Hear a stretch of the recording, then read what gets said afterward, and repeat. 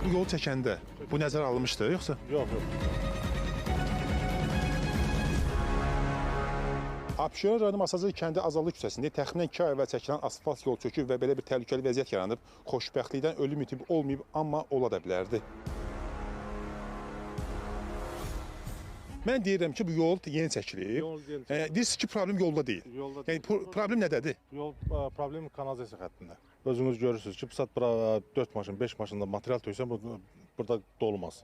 Yəni bu yol çəkəndə bu nəzərə alınmışdı, yoxsa? Yox, belə çökmələr burada yoxdur axı belə şeylər. Yeni oldu ha bu. Bu yeni olub, indi olub. Başa düşdüm. Yəni bu yol nə vaxt çəkilib? Yəni bir 2 ay olar? Anında. 2 ay bundan öncə. Yəni bu yol çəkəndə digər qurumlarla bir əlaqəli çəkirsiniz, yoxsa necə? Bütün qurumlara məlumat verilib. Hər halda bunun altını bərk edmirsiniz, yoxsa necə? Etmişik hamısını. Görürsünüz də bəlkə məsələlər gedib hamısı. Bax bura bomboşdur yox. Bir dəqiqə. Qırağa dur.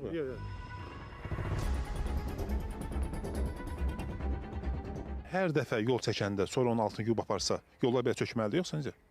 Əziz qardaş, əgər 4 metr, 5 metr dərinlikdə kanalizasiya xətti gedirsə, biz nə bilə bilərik ki, onun altından kanalizasiya xətti onu yuyub aparacaq. Ona görə deyirəm də, digər qurumla əlaqəli işləmirsiniz. Digər qurumlara məlumat verilir ki, bizdə yol çəkilir. Asfalt prezidəniz üzəri götürülür də, düzəldir, asfalt işləri görülür.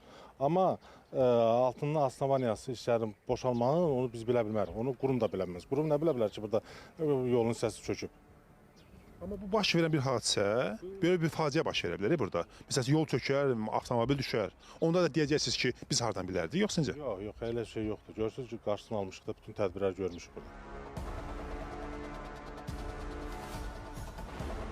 Xırdalan Masazır Novxan avtomobil yolundan ayrılaraq Zəngilan rayonundan olan qaçqın və məcburi köçkünlərin məskunlaşdığı şəhərciyə gedən yolda çökmə hadisəsi qeydə alınıb. Baş vermiş hadisə ilə bağlı operativ tədbirlərin görülməsi və problemin aradan qaldırılması məqsədilə aidiyyəti quruma dərhal məlumat verilib. Hazırda ərazidə vəziyyətin tam stabilləşdirilməsi və qəzanın aradan qaldırılması üçün aidiyyəti qurum tərəfindən müvafiq addımlar atılır.